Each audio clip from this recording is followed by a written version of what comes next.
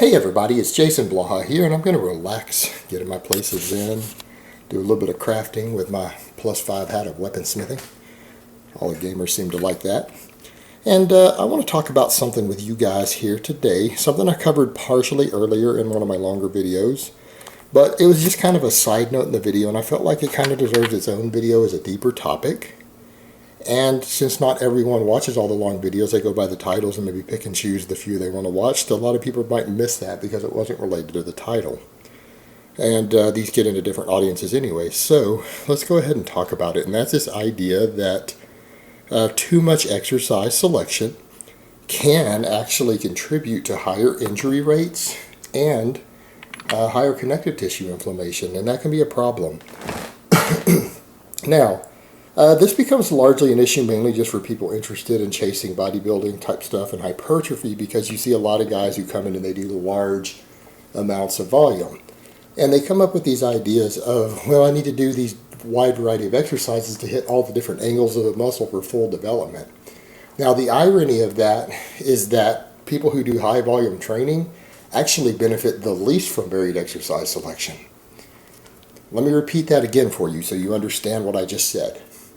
People who have the highest training volumes, higher training volumes, they do more total sets, benefit less from actually doing a variety of exercises for a muscle than people who do fewer sets. And the reason for that is that there's only so much growth you can stimulate in any given muscle in any given workout. There's a limit, and that limit starts diminishing very, very quickly with more sets. Various exercises, they work the entire muscle to some extent no matter what, even a really complex muscle like the deltoid with 3 different heads with vastly different functions. But there is an overlap, meaning a muscle might only get, for example, okay, like the deltoids, perfect example. If you're doing an exercise that works the front and the side heads, and you want to hit the rear head, the posterior head, you're still going to hit it to a very small extent, but it's only going to recruit maybe 10%, 15% of the actual fibers available in that posterior head. But it still reaches it. And obviously most people who are doing front and side delt exercises are obviously doing other back work anyways that hit the posterior head. It's still getting worked by multiple exercises, even though they're not directly for that muscle. So it's even getting some work from the front delt exercises. And that is one of the most complex muscles in which you're not actually performing the function of that head at all. A lot of exercises, you're still performing part of the function of that head, so they get a lot more than 10%, even if that is not being emphasized. So accordingly, you can accumulate enough volume in a muscle by working the other heads sometimes, and that the heads that get the least emphasis still end up getting really good stimulation because of the sheer volume of sets you're throwing at them. For example, something like the pec is a perfect example. The upper and lower pec. If you were to do a large enough volume of lower pec work, because the upper pec still gets 50-60% recruitment on a lot of lower chest exercises and vice versa, if you ended up doing 10 or 12 total sets for it or something crazy like that, you've still probably stimulated near maximum metabolic fatigue even in the other head of the muscle just because you've thrown so much volume at it. The radiant effect of the other training is hitting it. It's going to affect it enough that it's going to grow significantly.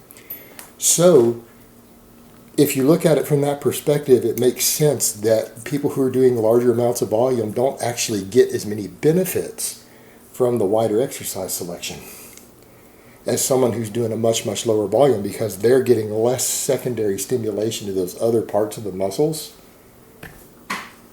that it's not being emphasized most heavily from that exercise. So accordingly, they get more out of it than people who do lower volume. And people who do higher volume, by the time they get to the exercise that really emphasizes that head of the muscle, they may have already stimulated close to maximum growth in it already.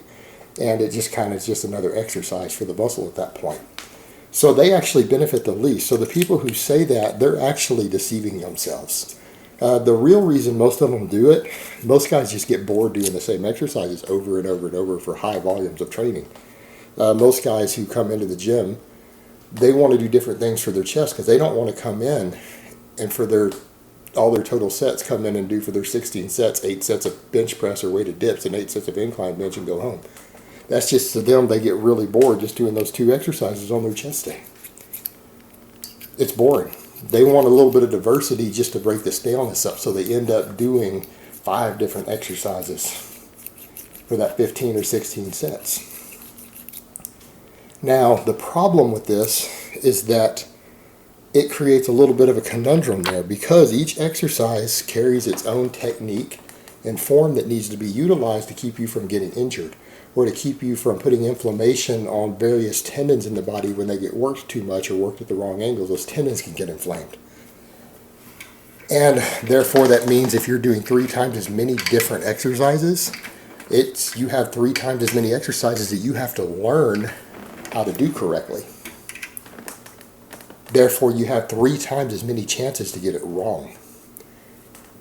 So a guy who comes in and does 5 different total exercises for his triceps, for example, and if he doesn't know anatomy and physiology and the function of them and which ones are going to put the worst negative effect on his tendons that insert on the lateral and the medial head of the tricep down here, he doesn't know which ones are making the tendons hurt, because he doesn't know the physiology of it. So he's doing 5 different exercises. Well, his tendons start hurting. He's got to try to figure out how to fix it. And if he doesn't know the physiology, because he hasn't researched it enough, and if he has, he's probably not doing 5 or 6 different exercises either. So we got kind of a big overlap of demographic here. The people who are going to hurt, the ones who don't know the physiology, and the ones who know the physiology know they don't need that many exercises, so they're not going to do that many. So we fall back to the fact that they're probably pretty good chance statistically they don't know how to fix the problem. Now they have 5 different exercises, and they have to figure out which one is causing them pain. Creates a problem, doesn't it? Which one do they pull out? Which one do they fix the form of? Maybe it's not the exercise, it's the way they're performing 3 of the 5. They might be performing them in a way that's causing the inflammation of it. So they pull one exercise out. Well, the inflammation's still there a week later. I guess they add it back in and pull a different one out. Trial and error, trying to figure out what to do. In the meantime, guys, then if they start wrapping their tricep, their elbows up, they start trying to figure out what's causing the inflammation, the pain. Then it starts hurting them at their work, their job, when they're away from the gym, because then they get like basically tennis elbow. And the whole time, it could turn out that it's the way they're performing 3 of the exercises, or they have one exercise in there they can't figure out which one it is that's causing the inflammation. And it makes it much more difficult to determine the problem, whereas in someone who has a much smaller exercise selection, sometimes it's as simple as knowing just the deload. Other times they know, well, since I'm only doing one major exercise for this muscle group right now, that's got to be the one that's hurting me. I either need to figure out how to change the way I'm doing it or replace it for a different exercise. But the guy who's doing 5 different exercises does it. And how many YouTubers do you guys see like that? They come into the gym, they do high volume training, they do a wide variety of exercises, they have all sorts of sleeves and wraps that they need to train. Coincidence? I think not. I think there's a direct cause and effect there. Essentially, they're hurting themselves. They can't figure out why, and so then they have to use Band-Aids like wraps. And sleeves and everything is a Band-Aid to help with the pain, and they try to train through it while they figure it out, and then everyone else who's watching them is doing their routines, and they don't know which one's stuff to take out or fix, and they have the same problem as the person they're watching on YouTube. And before long, some of them find that the wraps and stuff don't help. It just blunts the pain while they train. They get all that inflammation. They keep performing these exercises wrong, and eventually something snaps. Then they have a tendon that disconnects from the bone. Now they've got a debilitating injury. All because they were performing too many different exercises and they got one wrong in the mix on how to perform it correctly. So again, the chance goes up the more exercises you add in that you're doing when you're doing a wide diversity of exercises like that. The more you add in, the more you need to know about physiology so that you actually know how to perform them correctly. And what you have to figure out is that some exercises hurt some people and not others.